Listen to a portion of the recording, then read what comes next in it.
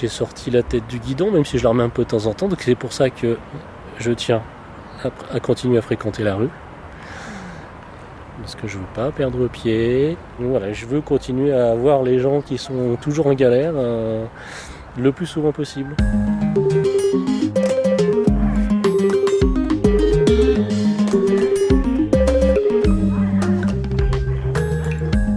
Dans Parcours, nous continuons d'écouter le récit de David au micro de Clémentine Métainier. David est engagé dans plusieurs collectifs de lutte contre le sans-abrisme entre Lyon et Grenoble. Il a fait de ses années à vivre à la rue une force qui le pousse aujourd'hui à prendre soin des personnes à la rue et à essayer de faire changer le regard que l'on porte sur elles. Dans ce second volet, David raconte comment il est sorti de la rue sans tout à fait en sortir et de son rôle de passeur entre le monde du travail social et celui du sans-abrisme.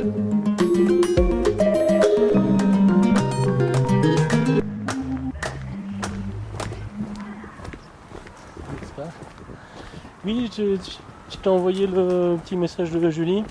Nous avons laissé David en haut de la colline de Fourvière, à Lyon. C'est là que nous le retrouvons pour qu'il raconte sa descente progressive. Ouais, bah là je suis avec Clémentine là. On descend de la colline de Fourvière avec Clémentine. À mesure qu'il est descendu, il s'est rapproché des autres et des travailleurs sociaux en particulier. Ça va toi sinon ? Après le confinement, il se rapproche d'un accueil de jour en ville, accompagné d'un collègue qui va y boire son café. David précise, il n'y met jamais les pieds, il passe devant, il appréhende les lieux. Et puis petit à petit, questionnant les pratiques des travailleurs sociaux, il décide de se placer entre eux et le public de la rue.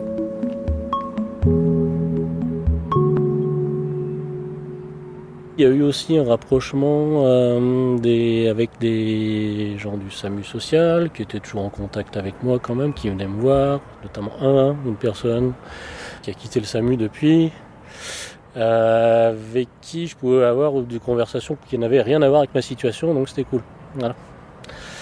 Quand j'ai eu en plus des soucis de santé, voilà, je me suis retourné vers lui. Moi j'étais en train de faire une phlébite dans ma grotte et je connais les problèmes cardiovasculaires, je sais que ça peut être grave. Donc voilà, je suis allé à l'hôpital et j'ai commencé à faire des démarches pour avoir des papiers, etc. Avoir plus de contacts avec des travailleurs sociaux. Et donc à un moment donné on parle quand même. Que moi j'étais très réticent vis-à-vis des travailleurs sociaux. Et voilà, après petit bout par petit bout, et puis du coup je m'intéresse à ce qui se passe dans les différents lieux. Alors oui, vous travaillez comme ça, mais eux là-bas c'est pas pareil. Oui, mais nous on sait pas faire ça, donc on fait pas. Alors oui, j'avais déjà commencé à faire de la distribution alimentaire, alors avec tout ce que ça comporte comme inégalité ou quoi que ce soit, quoi. C'est difficile d'être complètement à mon petit niveau, voilà, je me rendais déjà compte que c'était quand même pas simple de faire en sorte que tout le monde puisse être ok, quoi, avoir ce dont il a besoin et à mon petit niveau, j'avais déjà ce point de vue. Et vous disiez, presque au début de l'entretien, vous me disiez, moi au début, j'ai vraiment refusé les mains tendues. Oui. C'est comment de se retrouver un peu de l'autre côté, de tendre la main à la personne? Justement, c'est intéressant parce que déjà, on ne tend pas forcément la main, on discute. Moi, je tends pas la main, je dis pas t'as besoin de quelque chose, je discute avec les personnes. À un moment donné, je peux faire une proposition au bout d'un certain temps, c'est tout, si tu veux. Moi, je connais 2-3 trucs. Tu me dis, ou si je connais pas, je me renseignerai, j'aurai l'info, t'inquiète, quoi. Mais je brusque pas les gens, jamais. Mais après ça, il y a quand même des travailleurs sociaux qui le font assez bien aussi. Enfin, c'est pour ça que je suis arrivé là, parce que j'ai pas été brusqué. Donc oui, ça c'est... Mais peut-être de l'avoir vécu, on est un peu plus sensible encore à ça, mais ouais. Elle vient d'où votre âme sociale, David ? Je sais pas. Une générosité globale, j'ai toujours eu, ça c'est sûr. Mais là, je suis plus attentif aux gens, ouais, peut-être. Ouais. Vous l'êtes plus qu'avant ? Ouais. Parce que j'ai sorti la tête du guidon, même si je la remets un peu de temps en temps. Donc c'est pour ça que je tiens à continuer à fréquenter la rue. Parce que je veux pas perdre pied, je veux pas me retrouver institutionnalisé. Enfin, voilà.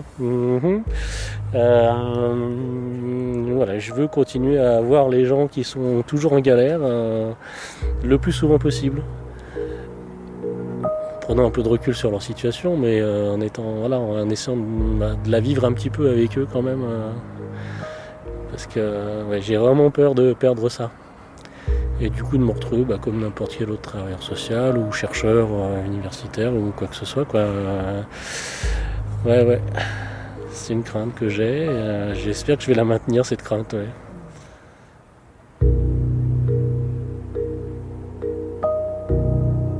Cette crainte dont parle David, c'est par exemple celle d'être logé quand d'autres ne le sont pas.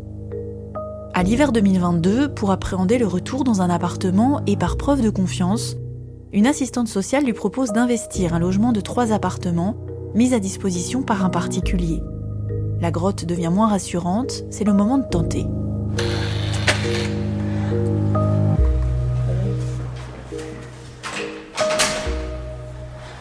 Allez, direction.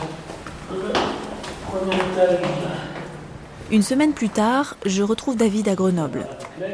Cette fois, il s'agit de le rencontrer dans son présent. Il ne dort plus dehors, mais il pratique encore la rue, comme il aime le dire. C'est moi. Il n'a pas souhaité me donner rendez-vous dans son logement à Lyon, mais dans celui d'une amie qui lui est chère. Ouais.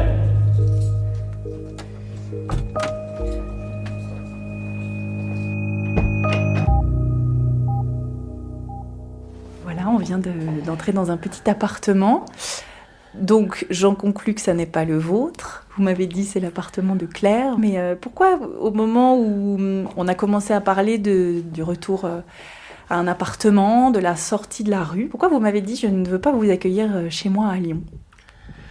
Et pourquoi ? Parce que je m'y sens pas trop à l'aise. Pour moi, c'est vraiment juste un lieu de répit pour la nuit. Je l'ai pas vraiment appréhendé, apprivoisé. Et surtout, j'ai priorisé d'autres choses dans ma vie que d'aménager cet espace-là. Plus mes engagements à côté. Et du coup, c'est plus que secondaire. Ça va assez loin dans la chaîne des priorités. Donc un hébergement plus qu'un logement aujourd'hui ? Oui, un lieu sûr pour entreposer des affaires. Voilà. Un box aurait pu faire l'affaire, quelque part. Est-ce qu'on parle de la sortie de la rue quand on trouve un logement ? Eh ben pas vraiment, parce que en plus j'ai pas vraiment quitté la rue, au sens propre. Hein. J'ai un endroit, mais comme j'en avais un avant qui était une grotte, mais je pratique encore la rue. Non, la rue, finalement, ce qui me faisait assez peur de quitter la rue. Si j'avais si j'avais pas autant d'implications dans ces collectifs, si j'étais pas aussi motivé pour soutenir les personnes en galère, je pense que j'aurais des difficultés à vivre en appartement. Ouais. Mais comme j'y vis assez peu grâce à ça, c'est cool. Est-ce que vous vous souvenez de ce moment où vous arrivez dans cet appartement avec du coup quoi ? Quelques sacs à peine ? Qu'est-ce qui se passe en vous ? Alors, il se trouve que cet appartement était à moins d'1 kilomètre de ma grotte. J'ai pu y laisser beaucoup d'affaires. Et en plus, la grotte, je l'ai laissée à un camarade en qui j'avais confiance, qui depuis quelque temps déjà dormait devant dans sa tente. Donc oui, j'ai pu voyager assez léger. Et puis j'ai participé à l'aménagement des appartements, parce que du coup avec l'association qui aménageait les locaux, j'ai monté les meubles, je suis allé chercher des lits qu'ils avaient dans des entrepôts, etc. Voilà, je me suis montré disponible pour ça aussi. Ouais. Vous vous souvenez de la première nuit ? Qu'est-ce que ça fait de dormir dans un lit Alors la première nuit où j'ai eu les clés, j'ai dormi dehors. Je crois bien, ouais, en plus. Ouais. Je suis pas rentré chez moi alors. Pourquoi ? Les circonstances, c'était pas forcément, mais peut-être que les circonstances m'arrangeaient bien. Après 10 ans de vie dehors, c'est très difficile de retourner dans un appartement ? Et oui, c'est vite étouffant. Ouais. C'est ça, et on a besoin de respirer. Donc vous êtes beaucoup dehors, vous continuez. C'est que la nuit finalement ? Ça devient un endroit. La nuit, mais les fenêtres ouvertes, même l'hiver, hein, quand même. Parce que le silence est dur ? Oui, bien sûr. Quand on dort, enfin même quand on est en appartement, il y a toujours des bruits, mais c'est pas les mêmes. On a besoin des bruits extérieurs un peu. Bon, là maintenant, ça va mieux de ce côté-là quand même. La preuve, j'arrive à dormir chez une amie avec les fenêtres fermées. Depuis qu'on parle de l'appartement là, Vous avez croisé vos bras sur le corps, Ouais. comme si vous vous protégiez de quelque chose. Mais C'est difficile à raconter? oui, oui. C'est pas. C'est des choses que j'ai vécues sans les retenir vraiment. Ouais. En tout cas, cette espèce d'appartement partagé, oui, c'était pas simple parce que moi j'ai dû gérer pas mal de conflits malgré moi. C'est un peu compliqué, même si c'était intéressant.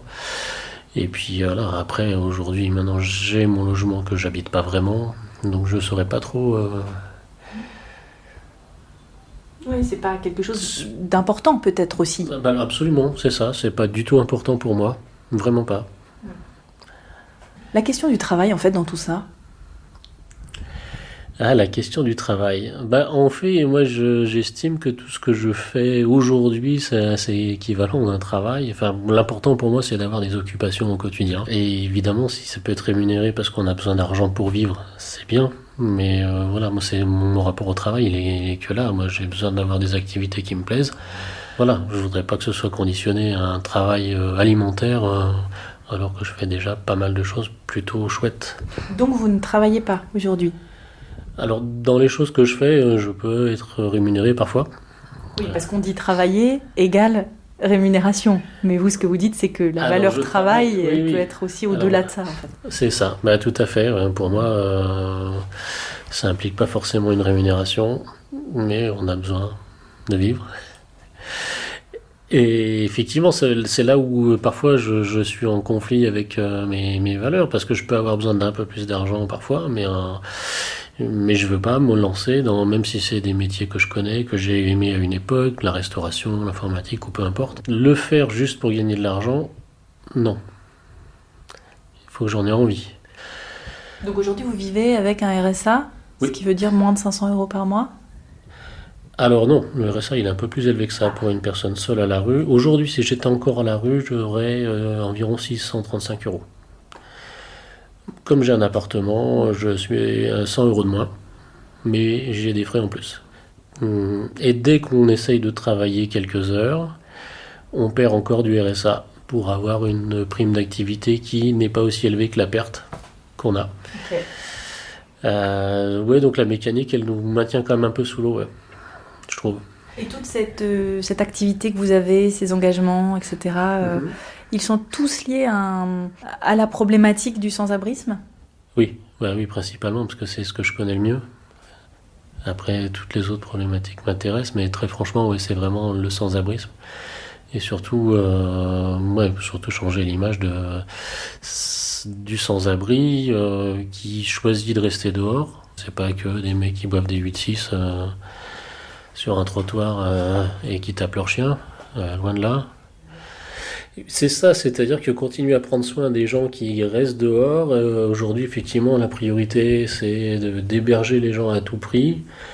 Mais en plus, après, qu'est-ce qui se passe? Voilà, il faut déjà un suivi parce que, effectivement, c'est dur à vivre de se retrouver entre quatre murs quand on a des années de rue.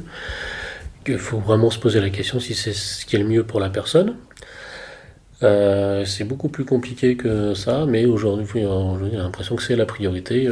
Loger les gens, et après, c'est bon, ils sont à l'abri.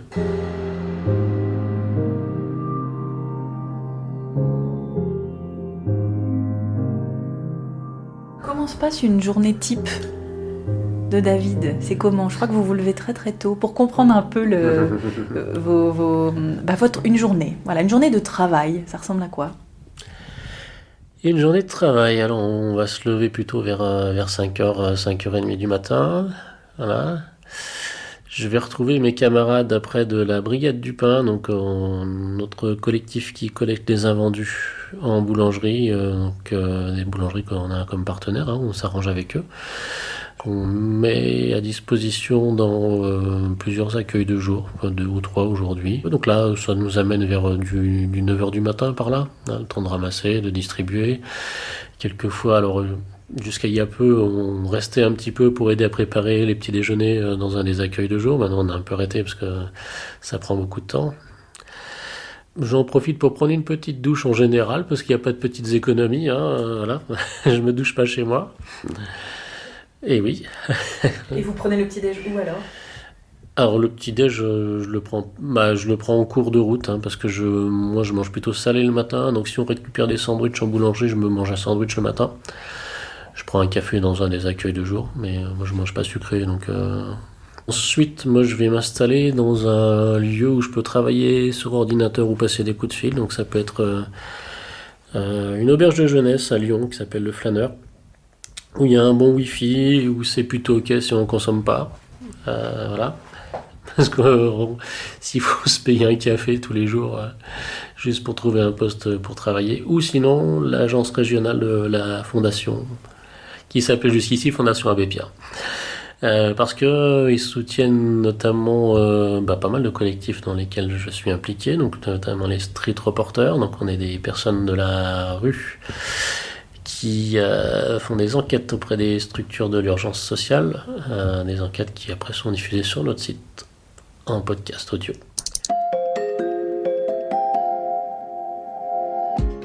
Ce n'est pas à l'hôpital, mais dans un café que les streets ont rencontré Martin, médecin à la permanence d'accès aux soins, la PASS, de l'hôpital Saint-Joseph-Saint-Luc. Accueillir, écouter et prodiguer des soins aux personnes en situation de grande précarité, un sacerdoce humaniste qui méritait une mise en lumière.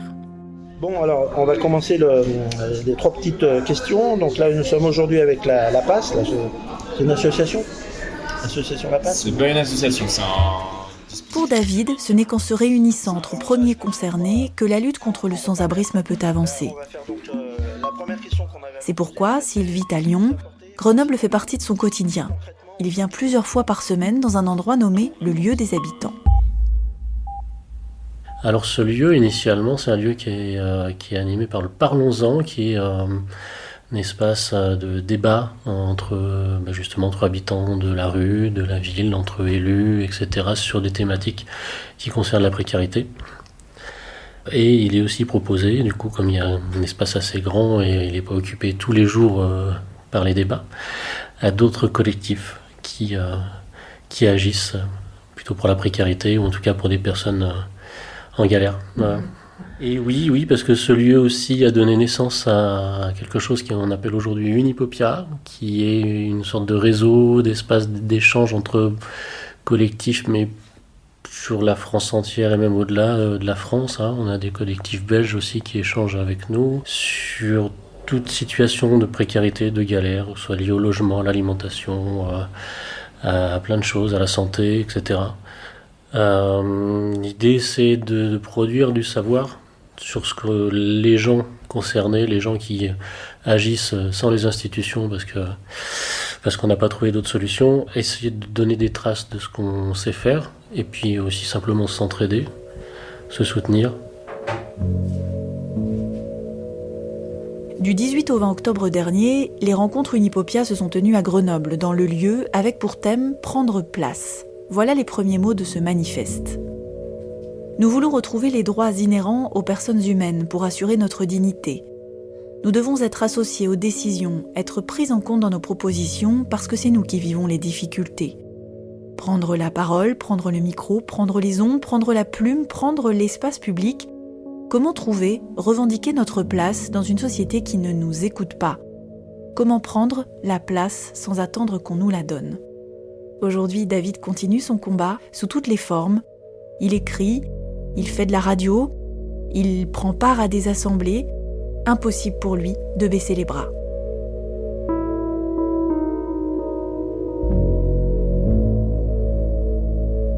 Merci d'avoir écouté le parcours de David. Chaque mois, dans Parcours, nous vous emmenons à la rencontre d'hommes et de femmes qui, pour surmonter les difficultés, agissent ensemble. À notre micro, ils racontent cette solidarité qui les fait tenir debout. Abonnez-vous et découvrez les prochains épisodes.